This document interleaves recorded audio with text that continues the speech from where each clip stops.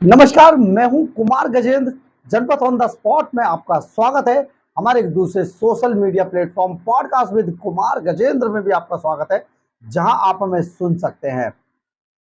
आखिर एक बड़ा सवाल दिल्ली और देश और दुनिया के अंदर चल रहा है। हम आपको उससे सवाल से और उसके जवाब से रूबरू कराएंगे। देखिए, कोर्ट ने अरविंद केजरीवाल को जमानत क्यों दी? कोर्ट अरविंद केजरीवाल को जमानत नहीं देना चाहता था। कोर्ट मान चुका है कि अरविंद केजरीवाल भ्रष्टाचारी हैं, उन पर भ्रष्टाचार के आरोप लगे थे, वो भ्रष्टाचारी हैं। पर्याप्त एविडेंस कोर्ट के पास, एजेंसियों के पास है। ये बात बिल्कुल क्लियर थी। 338 करोड़ रुपए की मनी ट्रेल हाई कोर्ट के अंदर मनीष सिसोदिया पर साबित हो चुकी है। और मनीष सिसोदिया पर अगर 338 करोड़ रुपए की हाई कोर्ट कहता है कि मनी ट्रेल साबित हो गई है, ये बड़ी फाइल, तो को एक्यूज कौन है? अरविंद केजरीवाल है और साथ में संजय सिंह है, विजय नायर है। ये सारे को एक्यूज हैं। एक केस है के कविता है, जिन्होंने रिश्वत दी है 100 करोड़ रुपए की। आप ये समझिए कि ये सारी चीजें हाई कोर्ट में रखी हुई है। हाई कोर्ट ने अभी तक अरविंद केजरीवाल को जमानत कभी नहीं दी है। और अरविंद केजरीवाल, मनीष सिसोदिया, संजय सिंह, इन सब को सुप्रीम कोर्ट जाना पड़ा और सुप्रीम कोर्ट से ये जमानतें ले लेकर आए।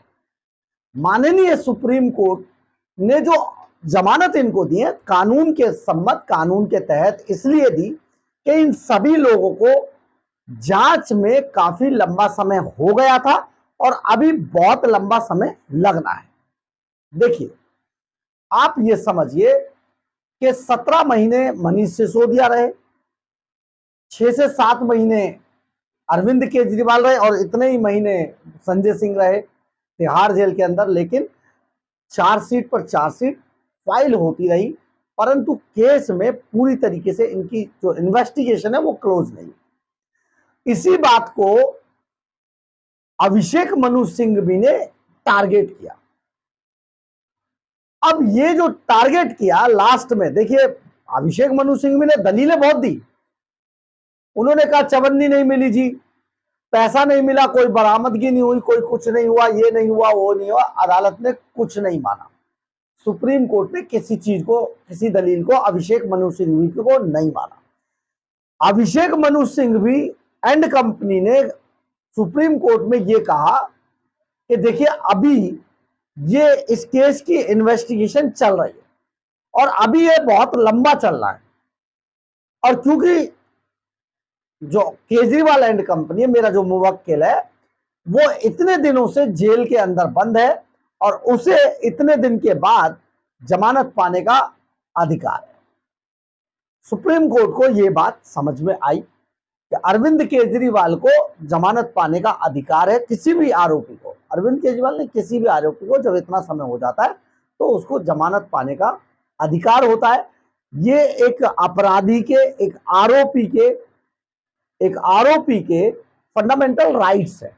अगर वो भाग नहीं सकता, अगर वो कहीं भाग नहीं जाएगा, कहीं फरार नहीं हो जाएगा, अपीयर होने में दिक्कत करेगा या किसी को मार सकता है, गवाहों को, सबूतों को ये कहीं पर डिस्ट्रॉय कर सकता है, प्रभावित कर सकता है, तो जमानत मिलना जरा मुश्किल होता है। लेकिन आप ये देखिए कि देश के अंदर मुख्तार अंसारी, अतीक अहमद, ऐसे न जाने कितने कितने माफिया हैं जिन पर 100 मर्डर है और वो उन्हें भी जमानत मिल जाती है। बहुत बड़े बड़े मुकदमे, डकैतियां हैं, उन्हें भी क्रिमिनल केसेस में। तो ये क्रिमिनल केसेस नहीं था, एक पॉलिटिकली एक नेता के खिलाफ ये मुकदमा था और ये कहा गया देखिए भाग नहीं सकते, आप जो कार्रवाई करनी है कर लीजिए, लेकिन इनको जमानत। इसी आधार पर अरविंद केजरीवाल को माननीय सुप्रीम कोर्ट ने जमानत दी।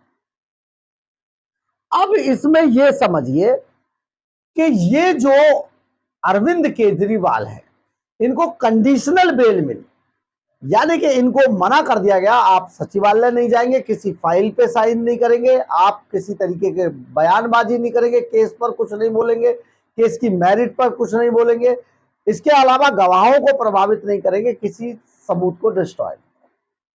ये सारी कंडीशंस लगाकर इन्हें बिना जहर का नाग बनाकर छोड़ दिया कि जा भैया, पहले तिहाड़ जेल में कालकोठरी में सो रहा था, अब जाकर शीश महल में 10-20 लाख के गद्दे पे सो ले, कोई बात नहीं, लेकिन काम कुछ नहीं करेगा। अब ऐसे में बहुत सारे लोग ये जानना चाहते हैं कि क्या जो अरविंद केजरीवाल चुनावों के बाद जो दावा कर रहे हैं कि भैया चुनाव लड़ेंगे हम तो जीत के फिर आएंगे, फिर केजरीवाल बनेंगे, आतिशी को अभी हम टेम्परेरी बना रहे हैं, ये सौरभ भारद्वाज और सबने कहा है ये तो टेम्परेरी है, टेम्परेरी सीएम है, इनकी कोई वक्त थोड़े, तो भरत है, खड़ाऊ रख के पूजेंगी। तो अगर ये बना रहे हैं तो क्या चुनाव के बाद अरविंद केजरीवाल सीएम बन जाएंगे? बिल्कुल नहीं बनेंगे। अरविंद केजरीवाल के ऊपर ये कंडीशन चुनावों के बाद भी जारी रहेगी और केस बहुत लंबा चलना है।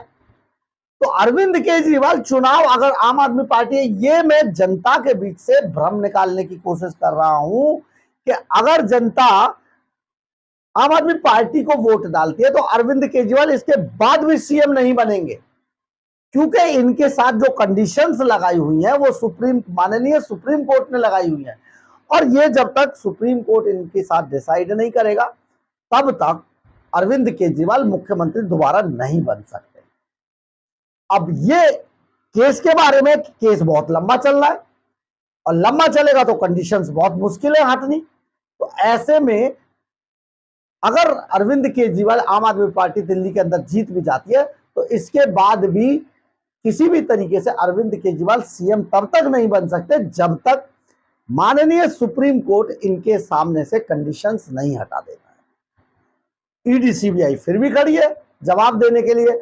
ये बड़ा मामला हो गया है, लेकिन हम आपको ये बता देते हैं कि सबसे बड़ा बदलाव अरविंद केजरीवाल की जिंदगी में आ गया है। अब अरविंद केजरीवाल जो एक मुख्यमंत्री होने के बाद नाते एकदम चमक दमक में थे, उनके चेहरे पे जो चमक आ गई थी, अब वो इंसुलिन का ही इशू नहीं है, अब वो चमक शायद ना दिखाई दे, क्योंकि अब अरविंद केजरीवाल की सारी सुख सुविधाएं छिन चुकी है। अरविंद केजरीवाल की पूरी जिंदगी एक झटके में बदल गई है और आम आदमी पार्टी के बहुत सारे लोगों की जिंदगी एक झटके में चेंज हो चुकी है। अब कैसे हो गई है देखिए, अरविंद केजरीवाल पहले शीश महल में रहा करते थे, अब शीश महल छोड़ने की बात आ गई है। हो सकता है पलटी मार जाए ये आदमी, इस पर भरोसा मत करना, क्योंकि देखिए 3 से 6 महीने का वक्त होता है सरकारी बंगला खाली करने का। तो हो सकता है कि भैया मैं तो 3 महीने तक यहीं रहूंगा, मुझे कोई घर नहीं मिल रहा है, कभी भी पलटी मार सकता है ये आदमी। हालांकि तांत्रिक ने अरविंद केजरीवाल ने कहा है कि अगर इसमें रहोगे तो खत्म हो जाओगे, इसलिए जल्दी से छोड़ दो, ईस्ट फेसिंग बंगला है ये तुम्हारा, और ये बंगला नहीं था, ये तो फ्लैट से तुमने तोड़ के बनाया, इसलिए आपको सूट नहीं कर रहा, इसलिए ये छोड़ेगा तो जरूर, लेकिन ये आदमी किसी भी वक्त पलटी मार सकता है। तो शीश महल छोड़ देगा, 8-8 लाख के पर्दों का क्या हाल होगा, और उनका क्या हाल होगा जो कबोर्ड 5-5 लाख के कबोर्ड पे बैठता था। भाई दूसरे बंगले में तो बड़ा मुश्किल है, हो सकता है इन्हें चुरा के ले जाए अगला आदमी। आपको एक टोटी चोर तो याद है ना, तो कुछ भी हो सकता है।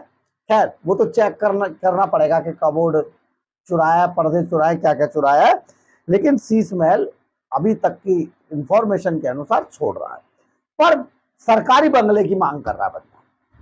जो एज ए सीएम इनकी तनख्वाह जो इन्होंने लगातार बढ़ाई थी, पहले इनकी सैलरियों पर भी बड़ी बातें करते थे अरविंद केजरीवाल, जब ये चिल्ला रहे थे, संघर्ष कर रहे थे, तब सैलरी पे, अब इनकी सैलरी बढ़कर थी 1,70,000 रुपए, भत्ते भत्ते अलग, गाड़ियों का पेट्रोल अलग, सब कुछ अलग था। अब इनकी सैलरी बदल के 90,000 रुपए रह जाएगी, जो कभी 30-40 हजार विधायकों की हुआ करती थी, अब ये 90,000 अरविंद केजरीवाल ने कर दिया बढ़ा के, अब इनकी मात्र सैलरी 90,000 रुपए रह जाएगी। इसके बाद सुरक्षा इनकी खत्म, सुरक्षा के नाम पर कुछ भी नहीं होगा, अब ये डिमांड कर रहे हैं दोबारा। गाड़ियां गई, ग्लॉस्टर अब गायब, अब भैया गाड़ी कहां से आएगी, तो गाड़ियां भी खत्म हो जाएंगी। अब ये सारी जो जिंदगी है अरविंद केजरीवाल की एक झटके में बदल जाएगी। और जो बदल जाएगी जिंदगी, जब एक बार नरक का रास्ता खुल जाता है ना, तो आदमी सीधा नरक में जाता है। क्योंकि इन्होंने दिल्ली को नरक बनाकर रख दिया है। ये टैग लाइन है, याद रखिएगा। दिल्ली को नरक बनाकर रख दिया है। ये भ्रष्टाचारी लोग, दिल्ली के खजाने के लुटेरे, अलीबाबा 40 चोरों की ये मंडली अब अपने अंतिम अंजाम की तरफ बढ़ रही है।